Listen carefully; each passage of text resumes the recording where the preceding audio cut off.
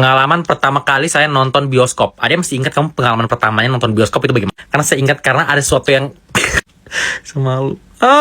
Saya pertama kali nonton bioskop itu di Manado sama keluarga aku. Ada papaku sama 2 adikku. Jadi kita berempat. Di mana mama aku waktu itu Saya tidak tahu. Pokoknya kita berempat nonton bioskop, nonton film horor. Saya beli tiketnya karena kita semua tidak ada yang pernah nonton bioskop. Itu pertama kali nonton bioskop tahun berapa saya lupa. Sudah masih awal-awal dulu. Saya beli tiketnya. Saya beli. Habis itu kan saya pikir kayak kalau misalnya di depan layar itu bagus ya. Ya, jadi saya ambil yang paling depan layar, yang paling di depan layar. Goblok. Sebenarnya waktu saya lihat itu dia punya kan dipilihkan kursinya mau yang di mana Kak gitu. Habis itu saya lihat ini layarnya di sini ya Kak. Saya pikir kenapa tidak ada yang pilih ini di depan layar ini? Bodoh orang ini. Saya yang pilih. Akhirnya saya pilih depan layar untuk 4 orang. Masuklah kita di bioskop itu. Baru saya lihat begini. Mak. Sakit kepala aku ini kalau saya nonton. Kan kayak layarnya besar sekali kan. Baru kita di depan, jadi kita harus nonton kayak begini. Dan itu saya sudah berpikir kayak ini tidak nyaman ini kayaknya. Akhirnya saya berpikir begini, ya orang Indonesia juga kan. Orang Indonesia siapa datang duluan, dia boleh pilih tempat gitu. Bodoh amat lah ini angka-angka di tiket ini. Sudahlah, kita duduk saja sembarang. Saya bilang sama saya punya rombongan keluarga ini, saya bilang, ayo kita duduk di atas itu. Nyaman kayaknya di atas. Pergilah kita naik di atas. Nonton kita dari atas gitu. Lagi duduk kita, ada yang datang. Dia bilang begini, permisi, itu kayak tempatnya kita. Saya kayak, oh iya. Akhirnya kita pindah ke tempat lain karena tempat yang kita duduk itu ada orangnya. Iyalah goblok. Terus itu kita duduk lagi di situ di tempat yang lain. Datang lagi orang. Kayaknya kita itu kursinya kita. Pindah lagi kita. Saya malu sekali. Ke orang kampung ini. Ya, saya tidak mengerti cara kerja begini. Akhirnya kamu tahu apa? Ini ada 4 kali kayaknya kita pindah. Karena hal yang sama, itu tempat yang kita duduki, ada orangnya. Akhirnya saya begini. Kita duduk di tempat di bawah tadi. Agak-agak di bawah sedikit begitu. Agak-agak di depan layar, tapi bukan di tempatnya kita harusnya. Karena ini tempat ini juga tidak masuk akal begitu. Kenapa saya pilih paling depan sekali? Akhirnya kita duduk di situ, baru papaku bilang begini. Papaku yang bilang, 1 kali lagi kita disuruh pindah tempat ini, papa pulang. Kamu tahu sepanjang itu film saya ketakutan. Bukan gara-gara itu film horor, bukan. Gara-gara saya takut papaku tampeleng saya di situ. Kan 1 kali lagi ada orang datang baru bilang kayak ini kursi kita. Papaku pulang. Saya takut sekali waktu itu. Dan itu adalah pengalaman pertama aku nonton bioskop ya. Kita akan mereview coklat Dubai lagi. Sebenarnya ini coklat Dubai yang monyet. Ini yang dari Malaysia punya, yang dimakan banyak orang. Kamu tahu gak sih ini tuh pistachio coklat bar. Dia tuh sebenarnya bukan cuma yang isinya kunafa dan pistachio, ada juga yang isinya itu bolkus, lotus. Kita coba yang lotus, oke? Karena yang ini sudah banyak dicoba sama manusia di muka bumi ini, dan yang ini belum ada yang coba. Sudah ada sih, cuma saya belum pernah nonton. Mari kita coba first impression. Gila, keren pol. Makan ketika sejuk, serve cold. Makan ketika sejuk, serve cold. Serve cold itu kan maksudnya dingin toh, sajikan dingin. Tapi ini makan sejuk. Jadi sebenarnya yang mana ini? Makan dingin. Ini dari kulkas teman-teman. Jadi agak-agak keras begitu. Bisa dilihat? Tidak bisa. Dibuka dulu Naldi seperti ini. Kita pelak gitu saya. Mari aku pelak buat kamu. 1, 2. Oke, dia seperti itu teman-teman. Ini bukan kunafa ya. Ini bukan kunafa pistachio, bukan. Ini adalah Biscoff. Oh, dia pakai kunafa juga. Kenapa dia kayak agak... Oh, dia pakai kunafa juga, cuy. Iya, deng. Namanya saya kunafa lotus. Oke, dia pakai kunafa juga begitu, tapi isinya lotus. Mari kita coba.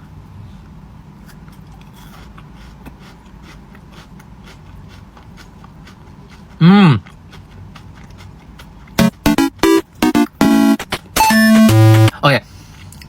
Saya bukan orang yang suka lotus, teman-teman. Saya memang tidak terlalu suka lotus karena lotus tuh menurutku terlalu manis. Ini bukan manis. Ini malah tidak terlalu manis. Dia lebih ke pahit. Agak ada pahitnya begitu. Rasanya hampir kayak kopi. Tapi bukan kayak kopi, kayak apa ya? Kayak gula merah. Kayak gula merah. Agak gosong jadi agak pahit gitu. Dan ada kayak sedikit sekali ada rasa kayak mengingatkan saya sama kopi gitu, tapi kopi gula merah. Ini kue tradisional kayaknya sebenarnya atau apa ini? Begini rasanya ya. Tapi terlalu suka sebenarnya. Ini preference, maksudnya pribadi saja. Saya kurang suka yang ini kayaknya. Saya lebih suka mereka punya yang ini, yang apa namanya? yang pistachio. Yang pistasionya mereka enak. Saya pernah coba. Kamu mau? 3 tempat makan yang anti mainstream di Bangkok. Dari makan belalang, buaya, cacing, apa. Yang pertama adalah ini Icon Siam atau Icon Siam. Saya tahu cara bacanya bagaimana ya. Pokoknya dia kayak mall begitu, tapi di bawah itu ada floating market. Dia kayak pasar, banyak sekali makanan di sini. Tapi yang paling menakjubkan, kamu bisa dapat kayak sate buaya. Ini siapa punya mantan sudah di sate begini. Saya gak takut ya, tapi saya coba. Tidak cuma sate buaya, ada makanan-makanan normal di sini enak-enak semuanya. Tapi kalau kamu tanya kayak bagaimana rasanya sate buaya? Kayak ayam. Betulan, kalau kamu tidak tahu ini buaya, kamu akan pikir ini sate ayam. Cuma ukurannya memang agak kayak besar sekali begitu kan. Dagingnya dia manis, saya tidak tahu ini dagingnya atau bumbunya yang manis ya. Tapi dagingnya tuh warnanya putih kayak ayam. Teksturnya juga kayak ayam. Pokoknya ini kayaknya daging ayam. Tapi enak, betul. Yang kedua ada bagaimana cara bacanya ini kau? Jot Fairs. Di sini tempat makan banyak juga, banyak sekali kumpulan tempat makan. Tapi kamu lihat ini apa? Kalau kamu mau makan kayak serangga begitu, ini tempat. Di situ ada belalang, ada jangkrik, ada kalajengking, ada cacing, sate tahu apa? Gila ini tempat agak mind blowing begitu. Tidak semua aneh, banyak yang enak, banyak yang kayak normal-normal saja begitu dengan seafood yang ukurannya besar-besar. Oh, ada di sini. Tapi kalau kamu main Fear Factor juga kayak makan cacing gitu, ada juga di sini. Kamu makan. Saya pesan itu ada cacing sama kalajengking, ada jangkrik, ada belalang, dan menurutku rasanya tidak ada ya. Menurutku kayak serangga-serangga ini tuh jual tekstur saja. Dia tuh kayak makan keripik-keripik begitu loh. Dia teksturnya tuh crispy, terus ada bumbu kayak manis begitu, ada yang pedas. Dan saya makan pakai nasi karena jatuhnya kalau kamu tutup mata, kamu akan rasa ini kayak bawang goreng gitu. Kecuali yang cacing. Yang cacing ini ada isinya. Jadi waktu kayak kau gigit dia keluar sesuatu di lidahnya gitu. Selain yang cacing, yang lain biasa saja. Kayak enak-enak saja, kayak bawang goreng lah begitulah. Tapi tidak rasa bawang, tapi rasa sate tawar. Kamu coba sendiri saja ya. Yang ketiga ada Chopper Beyond Buffet. Tidak tahu cara bilang. Chopper Beyond Buffet. Ini tuh saya sukanya, dia all you can eat teman-teman ya. Saya tuh suka makanan mentah, kayak seafood mentah begitu, kayak kerang atau udang atau kayak sashimi. Saya suka. Nah, di sini kamu bisa makan kayak all you can eat yang barang-barang seperti itu. Ada juga barang-barang gorengan, makanan-makanan gorengan yang dibakar. Enak-enak semua. Apalagi cheesecake-nya juga enak. Pokoknya semua enak di sini. Tapi kalau misalnya kamu suka makan makanan mentah gitu, seafood mentah, nah di sini juga enak. Dia tuh seafoodnya segar dan itu tempatnya rame by the way. Kalau misalnya rame berarti enak toh. Nah, kalau di sini tuh agak pricey harganya tuh. Kita kan makan berempat sama keluargaku. Itu hampir 4 juta lah. Jadi kayak satu orang tuh hampir sejuta. Dan saya bilang sama kamu kalau makan di sini pastikan kamu kenyang.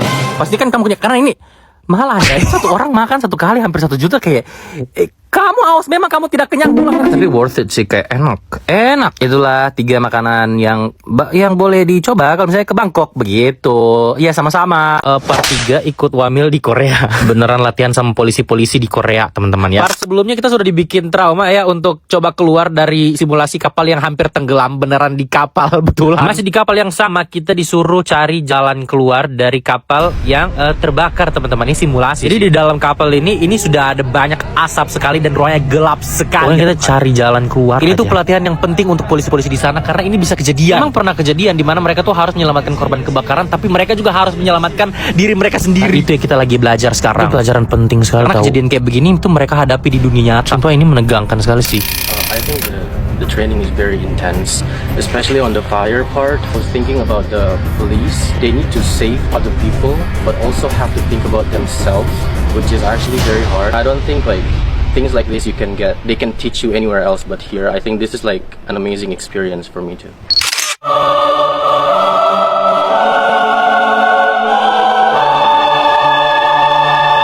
Nah ini kan training Coast Guard ya. Jadi tugasnya menjaga daerah perairan. Agak kurang srek begitu kalau kita tidak kena air ya. Makanya ini kita berenang. Di sini kita betul-betul diajar posisi berenang, tahan napas di dalam air. Bahkan sampai kita disuruh melompat dari ketinggian 5 meter.